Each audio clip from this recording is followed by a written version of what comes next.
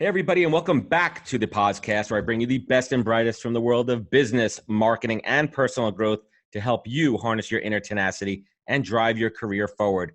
Let's talk about sales.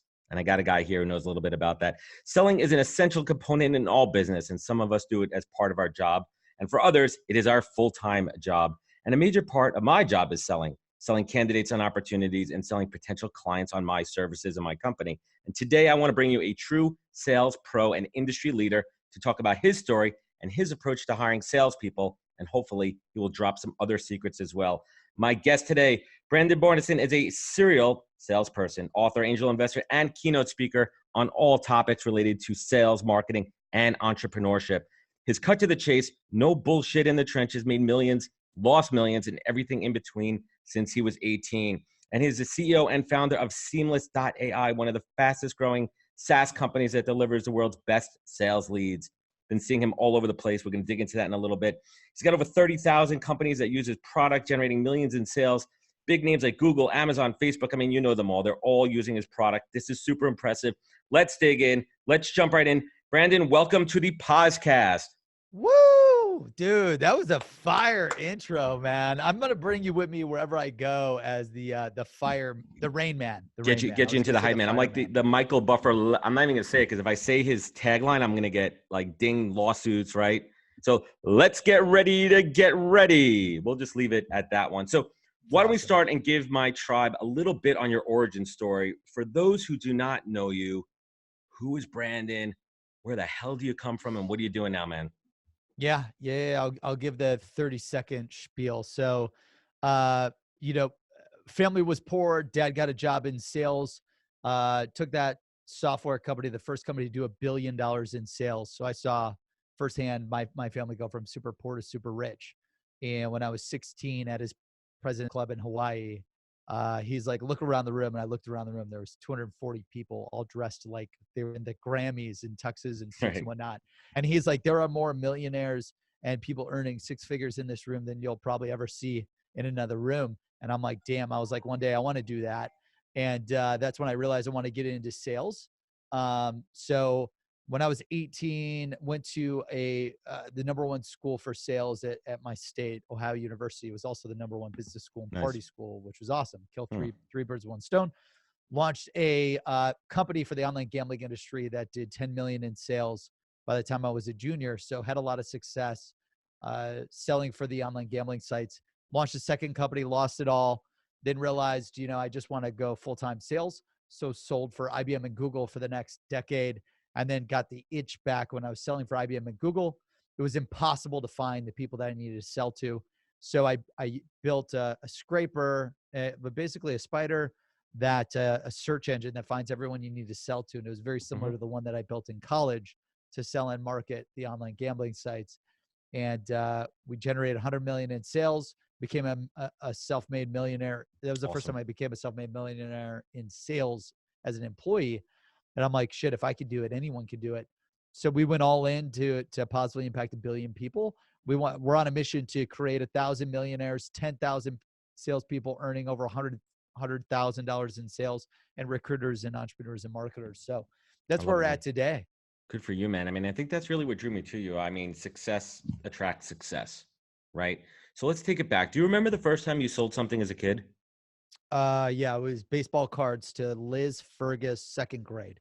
Right. Do you remember Do you remember who it was on the card? Shit, dude. It's a Friday, man. It's been a long week. Well, because we were super poor, my mom would go like we went to all these garage sales and she would bring me. And I remember like all of our clothes were purchased from garage sales. Then we'd be at these garage sales and I'd see like baseball cards or pogo sticks or whatever the hell kids are into at the time. And like, I remember buying a bunch of baseball cards at the garage sale and I took it to my class. And then I just started like trying to sell it for like $1 a card. And I think I paid $1 for like a stack of 50 or 100. It was in you, man. And I convinced this girl to buy like $30 worth. She ended up like getting in trouble. I got in trouble. You got to give her money back. Her mom called. It's a nightmare. But yeah, no, I don't remember what was on the card. But yeah, 2nd grade Liz Fergus is pretty funny. No one ever asked me that. Did you know, I try to ask those hard hitting questions, man. Did you know right then and there that sales was your destiny? Like, did you kind of have that mindset where like I could sell fucking ice to Eskimos? No, I don't think so. Um, When did that happen? When did that hit you? I think it was high school. One of my best friends, Eric Coral, he's a big entrepreneur. And like, we were always the kids that were like, did really well in school, but we were bored. So we were always doing dumb shit, getting in trouble. I can Um, relate. so then like we started, as we were thinking about going to college, we started applying that energy into like productive stuff. And then we just started getting into online sales, marketing, and started making a lot of money doing different things. And then that's when like I honestly, like, that was right when it hit it. It was like I saw the President's Club and my father's 16 years old. The carrot was That's when it was dangling. like I got to go to get into sales. And then once we started experimenting with what can we sell and make money off of, uh 18, when we were doing a ton of gambling online, we then just started selling for the gambling sites and made way more money selling and marketing and recruiting for those sites. Yep, And exactly. that's when it hit me. Freshman year, made $1 million, and I'm like, done. Yeah, I'll never do that could anything. that could totally do it to you. So let's go back to those early days of sales. What were some of the mistakes that you made that you see some young salespeople making today that you try to guide them on? So the first company, we didn't make a lot of mistakes. Online gambling was a hot market. Everyone was doing it. I built a search engine to find all the contacts at all the dorms. So basically all the college kids in all the dorms, we created this technology to scrape it all and get it all.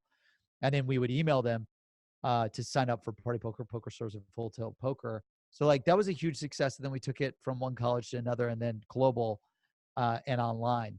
But the second company, in mobile, so we crushed online poker. They made it illegal online poker in the U.S., so we had to transition out of the market, and we launched a text message marketing company called In Mobile, and that was when flip phones existed. Yep. And this is where we made all the mistakes. So mistake number one, we tried to look and act so big, like we were the experts. Our shit didn't You were stink. flexing. Like we were flexing. We got this 10,000 square foot office space. We hired 50 people and we had 0 sales. Like that was problem number one. Problem number two, when we were selling this text messaging software to the Fortune 500, Fortune 1000, we didn't know how to build the lists. Like we knew we had to sell to the advertisers that would want to do text messaging to the consumers. And we had no way to build these company lists and these contact lists. So like we just kept failing and losing month after month. We just didn't know how to sell. We didn't know how to prospect. We didn't know how to build the lists. We didn't know how to pitch. And like we closed some big brands, Vitamin Water, Rockstar Energy Drink, Jack Daniels, like Dairy Queen, global franchise, national franchise. There were some really big accounts, but it represented such a little cash flow that our expenses were through the roof. We lost millions. We had to shut it down. So I would say like those things there is like one, you have to have the lists. And that inspired me like later on to build Seamless.ai. Two, yeah, we didn't know that you have to have so much high level amounts Yep. of activity in sales. It's a Always funnel. be prospecting every day. Always be filling the funnel. Always be prospecting. And then third, communicating the value and understanding the personas, needs, wants, KPIs, their dreams, their goals, their aspirations, and then tying the pitch to where they're at today, where they want to go tomorrow, and how do you make those goals and dreams a reality. Right. Putting it about Those were them the first things we before weren't you. doing. Yeah, I mean, but those early lessons were the foundation to your success right now. So pivoting a little bit, I want to talk about relationships. Relationships are the fundamental structure to everything that you and I do in our world here. And the majority, I would say the vast majority are long term. And I truly believe in, that average lifetime value of a relationship versus that short-term transactional aspect. However, sometimes you got to make a quick sale. Sometimes it is a little bit transactional. What is your philosophy on long-term versus short-term sales and relationships? So number one is you got to sell a product that you would buy yourself and that you absolutely die and believe in. Like there is no short and long-term sale if what you are selling, you have so much belief and confidence in that it is creating so much value to the customer that you would do whatever it takes to ensure that they go with you. Because if they go with someone else, they're hurting their family, they're hurting their income, they're Right. hurting their whole their whole life is at risk if they don't go with your product and service. So for me, everything I've sold, I just so heartedly believed in that it would change their life for the better, them, their company, you name it, that I never had a short-term or long-term sale. It was just like I had to go all in on the product that I knew would positively impact a lot of people. And then I know that if they don't go with that solution, whatever else they go with, they will get worse results. They will Got it. lose more money. Yep. You name it. And like that's come to greatly benefit me. So like, for example, when I was selling for Google, I pitched this big technology. No, this startup technology company at the time. Pitched them. They were doing a few $1,000,000. We get them on the Google ad program. They go from a few million to, let's just say 10 million. And then they sell for 120 million. Wow. Fast forward 4 years later, I launched Seamless.ai. I'm fundraising. The guy, the CMO I pitched and closed at that tech company is now a venture capitalist. I'm in the room with 7 venture capitalists. He's one of the general partners. I pitched them. He knows I know my shit. I'm like, I've got integrity. He knows I'm smart. He knows I work 24/7. He's like, yo, I worked with this guy and he helped take the company that all of you got rich from a few million to 10 million. And then we sold for 120 million. We got to give this guy money. Let's invest. So like, if I was, I was selling something that I believed in, I knew it would change their life. It changed their life. It was in your blood. You And could then talk it about it came all day back long. around to me. Like, that's why you have to sell the right things, sell what you believe in, sell what you would buy yourself. But that's interesting too, because a lot of people, whether it be wherever their course of life takes them, they're selling something that they don't truly believe in, right? You Like got to sometimes get out. You got to quit. you can't be doing that. I just wholeheartedly believe that 3 years into selling in mobile on my second startup, I'm like, this isn't going to work. This is stupid. Like I lost the belief. I lost the confidence. And The fire like, was gone. The fire was gone. And once you get there, like you're going to lose sales because people will know, like if they go into a pitch with me and I'm pitching and I'm all in on my product and I'm buying for it myself as well. And I'm getting it to you, like, and then they go up against you who doesn't believe in your product. You hate what you're selling. Like, I will always win with a high degree of confidence over time. Sorry, there's something popping here. I will always win the deal over someone that doesn't believe in what they're offering. Oh, no, totally. Absolutely. So shifting over to Seamless AI, you answered one of my questions before about how it kind of came to be, but do you remember, I don't know if there was like that aha moment. I don't know if it was like, for me, when I launched my company, it was literally a conversation I had with my wife when she's like, I was working for another search firm and she's like, why can't you do this on your own for yourself? And it was like that. It was literally, I was like, yes, of course I can. Yeah. And now we're sitting here 2 years later with my company being where it is right now. But was there that moment? So I slowly noticed it a little bit, like when Immobile was a complete failure, because I'm like, damn, if I just had the sales list, I would have won. But I didn't do anything about it. I didn't think about it. Then when I went and sold for IBM Interactive, I needed to go after all the Fortune 500 digital marketers, the VPs of marketing, the VPs of digital, the CMOs of digital. And I was wasting, I took an audit of my time and I was spending 30 hours a week building these research lists, doing all this research, scouring millions of websites, looking for the contacts that I needed to sell to, copying and pasting that data into Excel, then scouring millions of websites, looking for emails, phone numbers, insights, research, you name it. I'm like, this is stupid. So I ended up like hiring people for like $10 an hour to build these lists for me, because I knew my hourly rate. I could pay these guys. Yeah, it's arbitrage. That gives me 30 hours back. Scaling and grow, man. I initially built a system to do what I wanted to do. Then I started talking to all these engineers at IBM and Google and in my network. And I'm like, hey, what if we just built a search engine like Google, like IBM, that can literally research the current titles at the current companies, find everyone. And then I built the prototype, started using it at IBM, won a bunch of big deals. The Google and the Google search agency saw I was winning all these deals. They're like, hey, you should sell search. Then when I went to Google, we went all in on building the prototype fully. And then we went from, 0 to 100 million and quickly. And then they became a customer. And then people in the ad tech space became a customer, and I'm like, okay, I got to stop working on this 40 hours a week outside of work while I'm working full time. I got to like just build this all in myself. Got to go all in. And then it was like, all right, we're all in. And from there, you know, it took years to build the products. Like, you don't build a search engine that finds everyone's emails and cell phones and everyone you need to sell to overnight. It was 3 to 4 years of It's hell. effort, man. But now, you know, we're helping 35,000 companies, and we're on pace to get to 100,000 companies. That's awesome, man.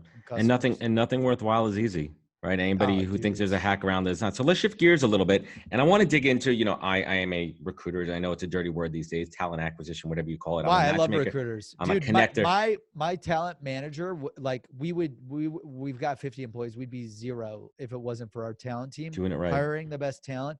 Like, it's key. Actually, one of the number one mistakes I made launching Seamless, launching in mobile, launching my first company, I didn't need any employees. But if I could go back again, the first hire I would bring on is a recruiter or a talent manager, number one hire. And I read it in Mark Roberge's sales acceleration formula. And I'm like, nah, he doesn't know what he's talking about. But guess what? Then you start half-assing and hiring shitty talent. It's critical. And then you don't scale because you have the whole foundation. It's the same funnel approach too. Totally fucked.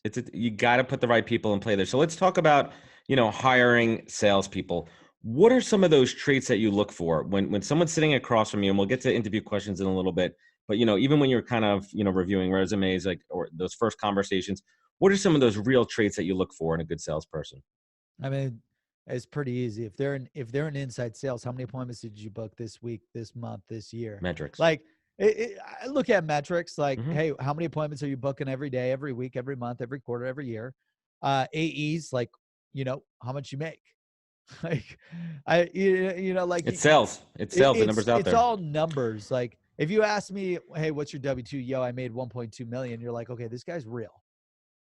Like, versus someone that's like, hey, I made, 22 grand, or I made 40 grand. Like, now the proof's in the pudding. But let's talk about junior people. Way. Yeah, but let's talk about junior people that are coming into this game. What are some of those soft skills that you look for? What are some of those, traits that you had when you were younger that you see in other people when you're looking across them? We used to ask a lot of interview questions like, what motivates you and why sales and all this bullshit.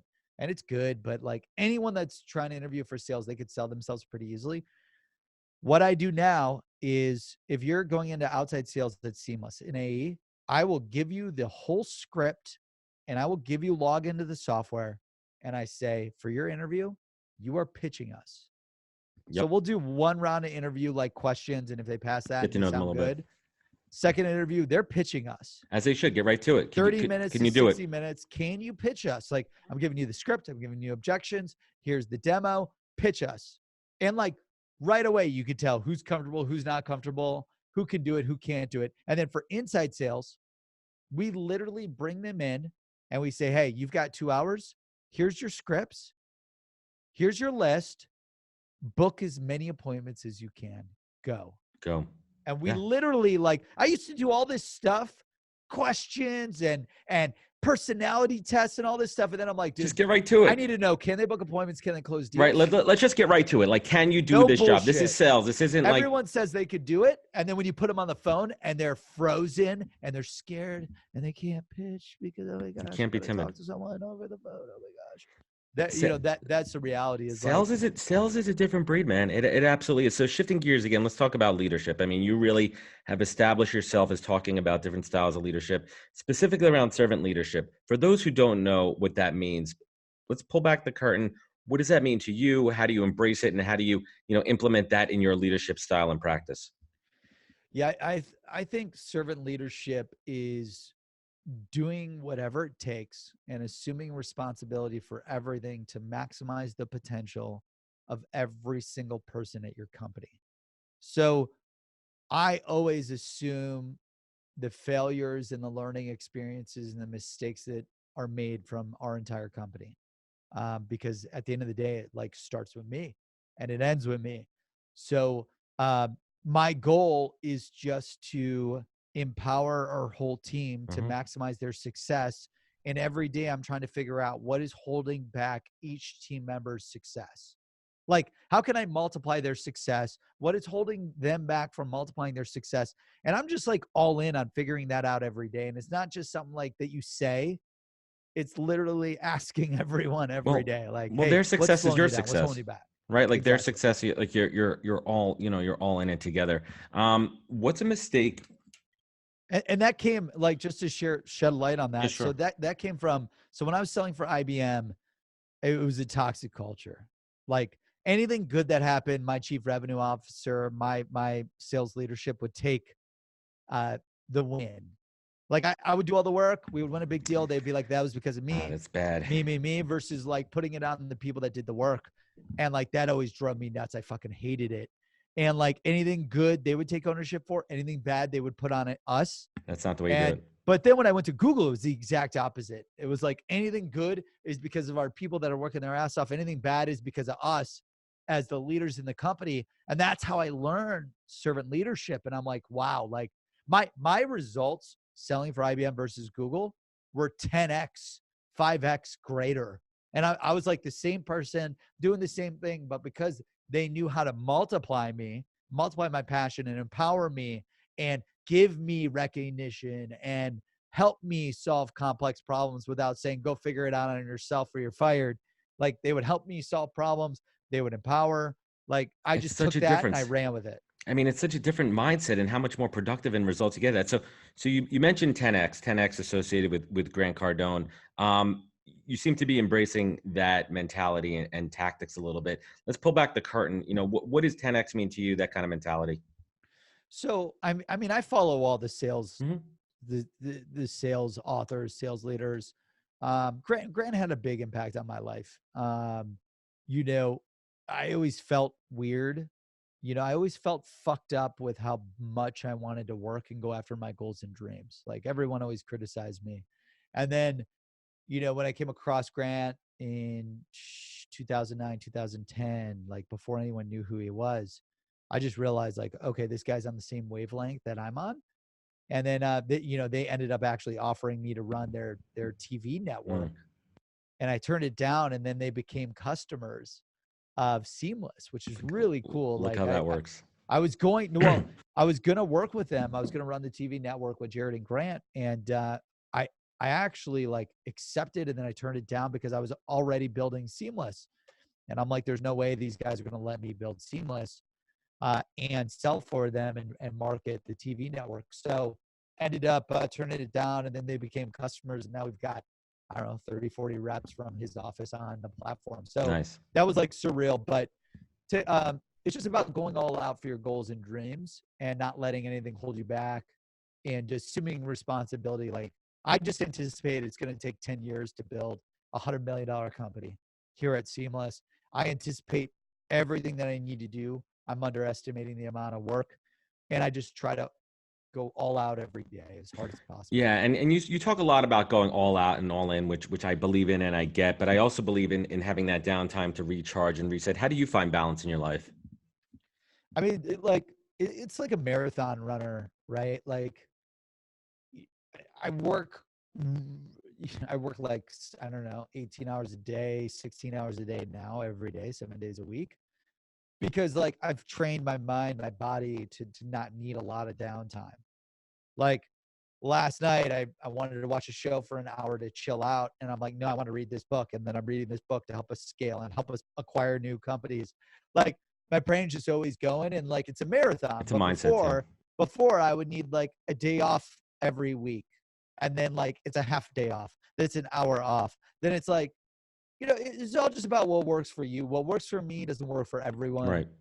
I'm like an elite marathon ultra runner when it comes to sales and marketing and entrepreneurship, Yeah, you're but built it differently. took me a decade to get to that point. Well, you were in training, like using the runner analogy too, which brings us to Gary Vee. Gary Vee is something to everybody, right? Positive, negative. Gary Vee has impacted people. You know how he's impacted my story.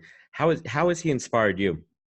Yeah, dude. By the way, I cannot believe we were able to lock in the interview with Gary Vee. So Awesome. we interviewed him for our book, Sales Secrets from the Top 1%. We were prospecting him forever It's a tough one. to get him. And then like we growth hacked this event, growth hacked the media team, Andrew, Tyler, and those guys. figured out how to get him in a room, meet with him, and interviewed him for 20, 30 minutes. Just fucking unbelievable. And I know you worked for him. Yep. Like we got to talk about that for a little bit. Like, Yeah, man. I'll mention how he impacted me, and then I want to talk about you Sure. and you working for him. So, document, dude. So he taught me, I already was an all-out entrepreneur. So like what he talks about, You like had that. 18, 20, 22, like he was hustling. Like that's all I was doing. I went to school full time. I was building a multi-million-dollar company. Then I launched a second company. You know, like I was doing all of that in college from 18 till now, right? Like I'm on my third company, lost a lot, won a lot in between. So I was always all about going all out on building businesses and building sales. But the thing that I wasn't on top of was the social media marketing and the documenting, The branding, and the writing. So now, like, you know, now there's just cameras everywhere. There's cameras following me all the time. Less now, but like I would say 6 months ago, there were cameras always following me. Now it's like every now and then they're following me. I got to get back to the following all the time. But he just taught me to document, edit, and share, and be authentic. He taught me it's okay to be you. Like that was one of the biggest things that I learned from Gary. Like I don't need to pretend like I'm this political, super perfect salesperson or CEO. People follow me because I am me. Because you're the real deal. Like, I'm the CEO and founder. I am me. My whole life, I didn't believe in wasting time and trying to fake being who I am.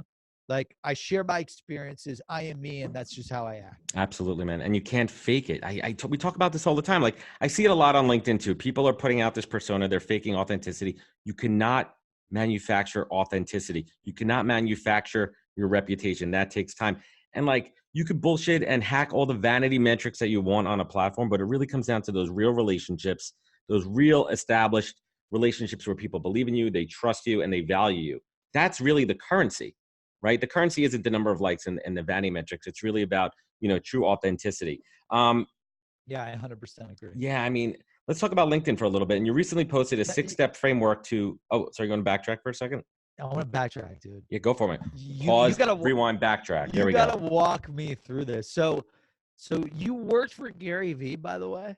Yeah, man. Like, so I found that out like way later because we were trying to lock in this podcast. You didn't know who then I was. I found out the Gary Vee thing because I saw his talent presentation at LinkedIn. Yep. And he pretty much almost brought you up on stage, calling you out about. I wish he did. I mean, I can't. Like how you worked for him, and then you know he let you go, or you guys parted ways. Like, walk me through. Like, yeah, man. A, how did you get into VaynerMedia? B, what happened throughout that experience? Yeah, man. I mean, my journey at Vayner, I mean, this episode's about you, but just to give it a little bit of backtrack, you know, I worked in ad land for 15 years, right? And Vayner was always on my radar. And we're talking back at 2013, 2014, before Gary was a household name. And growing up here in New York in the business world, I mean, everyone knows everyone. It's a small world. And a couple of my connections, my friends actually know Gary. They've done business with Gary. So they made the introduction. I met him and his team. And I actually went in for an interview about 7-8 months before I actually got the job. And how big was the team when you interviewed? The company? I think it was about 80 people. Okay. Yeah. Now it's up to almost 700-800. Yeah. But we're talking 2014. And then they didn't have a spot for me right away. I went to another agency, and then I got a call back a few months later, and they said, hey, he's still interested, and went back in. I re-interviewed. I had, you know, a couple of lunch meetings, all that kind of stuff. And I got the job. Long story short, man. And it just it didn't work out for me. There were situations in my control. There were situations outside of my control, but ultimately I didn't handle the situations that were in my control the best way. And ultimately I lost my job. I got fired. I let outside things affect me. And I tell this story all the time. It was that day that I got let go that Gary gave me the most important words of wisdom. He said, stop focusing on the shit that you suck at and double down on your strengths. And I walked out of there. My head was a little bit higher, but dude, I'll tell you straight up, it was a low point in my life. I had deep, dark, awful, bad thoughts.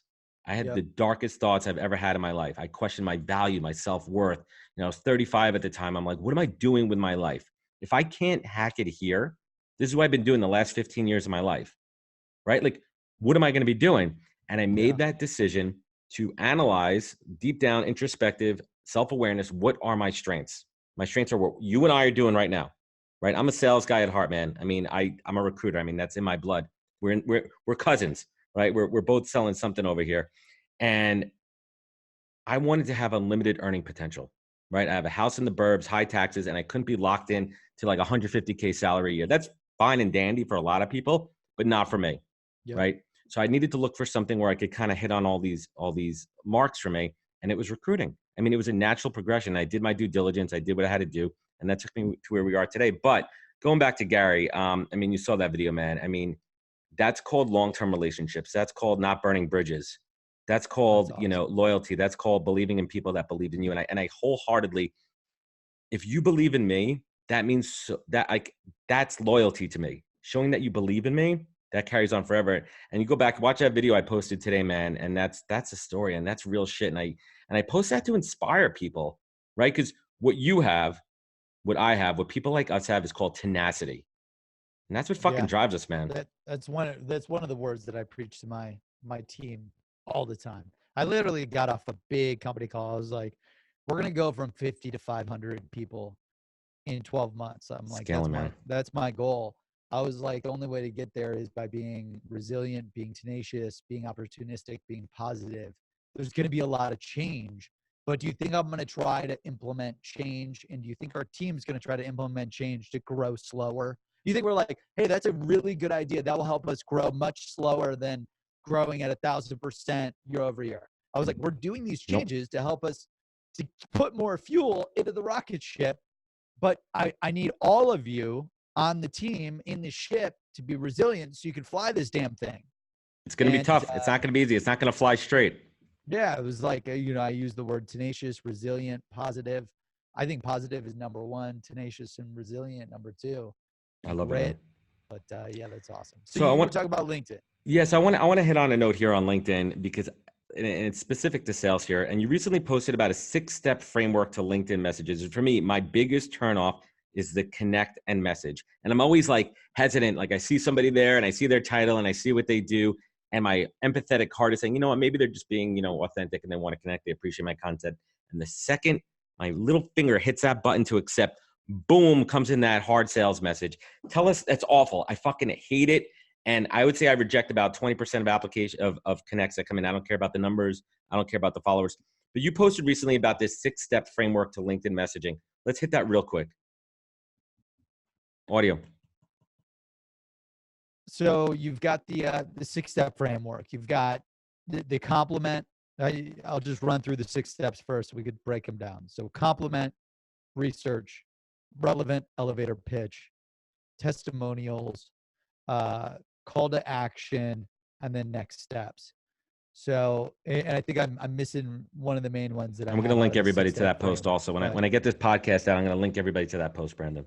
Yeah, no, that sounds great. So compliment, like there's always something great. Like when someone compliments you, you are already more receptive to engaging with that person versus not. Like take the time to research them, compliment them on whatever they're working on, whatever they're writing about, whatever they're doing, whatever their experience. Like do it with integrity. Like literally look them up, research them, and compliment them about something that you find a value that they're doing.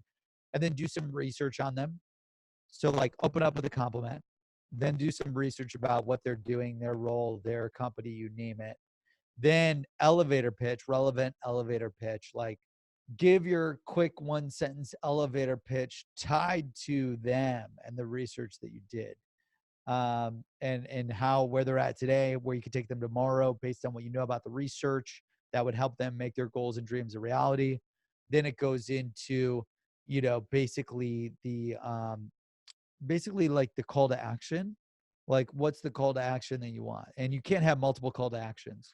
It's got to be one call to action. It can't be like, can I add you to my newsletter? Can we book an appointment? Can you buy this? Can I take you to dinner? Keep it simple. It's got to be like one simple call to action, and then next steps or asking for a response.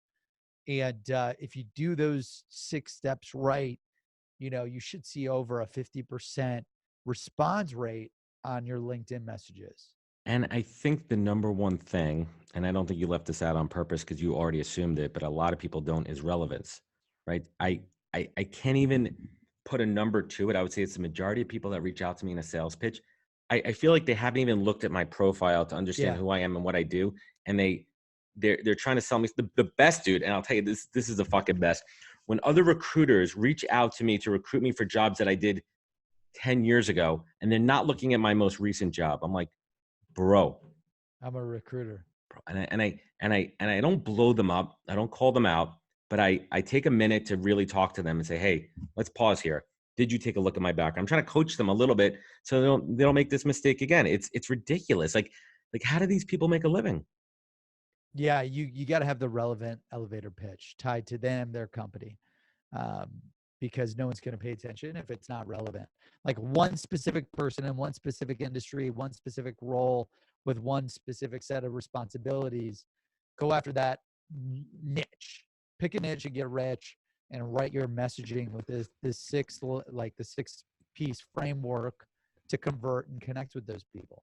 Pick a niche and pick a niche and get rich, right? I love it, man. No, it's I good stuff always here. say niche. Niche, You know, niche. even though it's niche, like I just Niche. like the sounding Niche. of niche. It works. But you know, pick a niche and get rich. It works, man.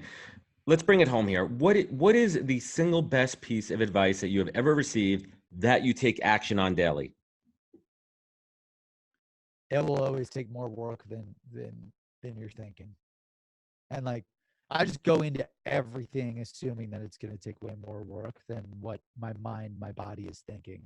If I want to lose 10 pounds, it's going to take way more work. Whatever I think, okay, that'll take a month, like, it'll take a year. Like, you know, I just auto assume like this massive amount of time. And then I just do the daily required habits consistently to Yep. make that goal and dream a reality, because Habits, I man. know it's going to be so damn hard. And I think people quit in sales and entrepreneurship and marketing because in recruiting, because they just underestimate the amount of work that They think it's gonna easy take. money. They think Like, it's there's easy money. no get rich quick scheme. It's funny because I was reading Nathan Lacka, shout out, man. Your book's awesome, How to Be a Capitalist Without Any Capital. But it's very much like Tim Ferriss's book, 4-Hour Workweek, and he's going through all these ways to get rich, and like he breaks it down like he's making hundreds of thousands of dollars working very little, and like On you a just sailboat. know that's bullshit. Like, you Oh. know, you're working really hard, and it's not that easy what you're conveying in the book. And I hate people that try to say you can make all this money with very little work, because it's not true and it's impossible. And if we let people believe those things, they will try and they will fail, and then they will lose hope. Now, granted, sales automation technologies or marketing automation technologies will help you do it 10 times faster. But even using a platform like Seamless.ai, it's still going to take a lot of work, because once you have all the emails and phone numbers of everyone you need to sell to, you need to write the emails. You need to write the messaging. You got to be super specific on the persona. You got to do the research on them. You got to send it. You got to follow up. You got to Put the pitch fucking great. work You got in. to close great. There's so much work. Like, you know, this is my second multi-million-dollar company, and like, it took years. Like, it took fucking years, 18 hours a day, 7 days a week. It took everything. It's And not, yeah. I mean, I even take Grant preach Cardone, like that the G5 hard took a lot of of work. that. Yeah, You know? like I just talk about the hard work and not underestimating what you have to do to pull it off. No, I love it, man. I don't know how much thought you've given to the word legacy, and I feel that your mind is certainly gone there. But what legacy, you know, do you envision leaving behind? What do you want to be known for? I just want to my goal and mission with when we launched Seamless was to positively impact 1 billion people. So, you know, and I was like, how do I quantify this? Right? It's really hard to quantify positively impacting 1 billion people. And I'm like, well, if I help create with our product and our platform and our network and our content 1,000 millionaires, like, boom, $1 billion. Boom, there it is. 1,000 times 1 million is 1 billion. That's one way. I was like, okay, well, that's the goal. 1,000, what's it called? 1,000 millionaires, done. That's one goal. And I was like, okay, well, you know, that's like the top 1%, right? Like, what about if we helped create 10,000 people earning over $100,000 in income? And I was like, that's my second goal. So it's really 2 billion. Yeah, I want to positively impact 1 billion. Our KPIs are 2 billion. And then we're tracking that. And it's really cool to track. Like, I want to show you how we're going to track this. So we're tracking it, and we came out with 2 awards. The 7-figure. So we came out with President's Club, Right. and we're literally tracking every sale, every appointment that gets booked using our product. And we're going to have this massive award ceremony. And we're literally going to, hold on. I'm going to share my screen here. And for the people listening to the podcast, This is the first screen share on the podcast. Well, if you're listening to it, you're not going to see it, but we'll have the audio up here. You guys won't be able to see it, but we're going Look to at have that. an award ceremony, and we're going to give out awards to all of our users called President's Club, the 6-figure award and the 7-figure award. Membership into President's Club for earning over $100,000 with Seamless.ai. It's going to be in the name, the year, and I want people to hang these massive awards on their wall. I would hang that shit up. And then we've got President's Club, the 7-figure award, membership into President's Club for earning over $1 million with Seamless.ai. So right now, we're trying to figure out who can print these, because it's going to be they're going to be. You got to go to the record. You got to go to the people that do the record company gold labels for these, man. Dude, gold records. It's going to be huge. Those just got designed. We're getting them printed right now, and then we're going to host a President's Club event in Florida. And right now, one of the ways that we're going to do it is we're just going to invite everyone that joins President's Club to go to the event. We're going to ship out these big awards. I'm paying for it. Like, that way we could celebrate achieving our goal of positively impacting. I agree with celebrating success, man. So let's bring it home here. And these are 2 questions that I ask every guest. Cool. The first one, what is your superpower? What do you do better than almost anyone on this fucking planet, man? Work hard. Like, I just fucking hustle. Like, whatever the problem is, I'll work my ass off to research and find a solution. Like, I don't do Google AdWords, and I just set up a Google ad campaign with 200,000 keywords that are all tied to my industry. And I researched 600 sales tech companies, analyzed all their PPC keywords. And like, I did that in like 4 days.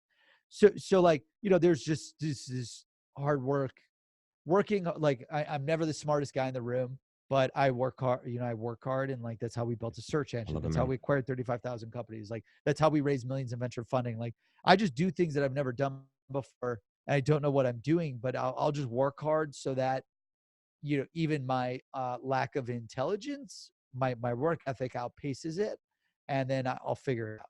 And you can't teach someone that work ethic, man. You can't. That's in you. And Brandon, last but not least, listen, not every day is sunshine and rainbows, man. Not every day you're closing sales. Some days are rough. Some days are shitty. Some weeks are rough. Some months, some quarters, right? So when things are awful and you need to pull yourself up and you need to like find that, harness that chi and harness that tenacity. And also when you want to show gratitude, when you're thankful, what is your North Star? Yeah, I think I just write down my goals. Like, I'll write down my goals. Want to positively impact 1 billion people, want to build a company that generates 100 million in sales, want to, create 1,000 millionaires, 10,000, people earning $100,000 in income. Like, I'll just write down my goals.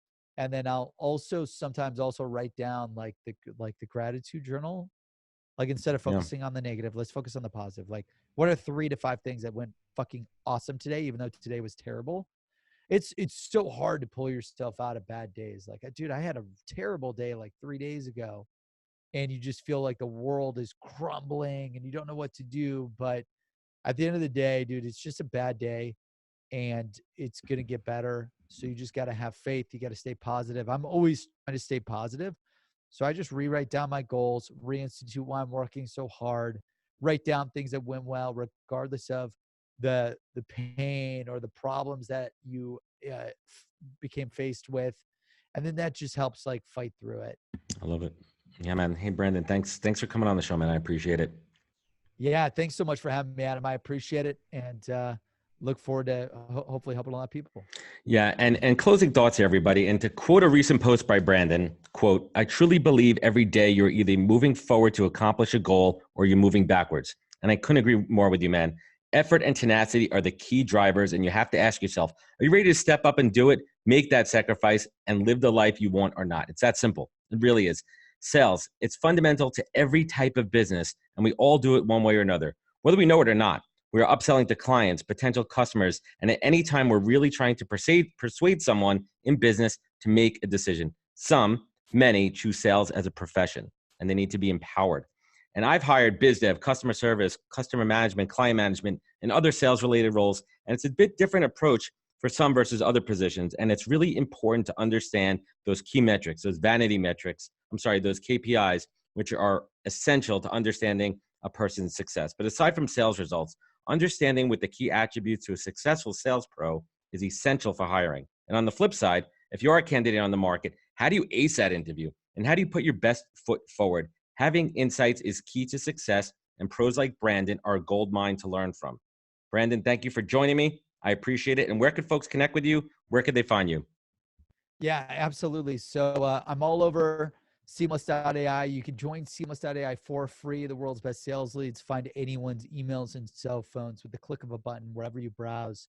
I post daily content on the site, videos, tips, scripts, lists, everything you need to maximize your sales success at Seamless.ai. And then also on LinkedIn, we post 20 to 50 times a day, different strategies, tips, best practices on LinkedIn. I connect with everyone, although I'm at the cap of connections. I hate that LinkedIn does that. Yeah, So just follow me and shoot me a message, and I'd love to chat with you.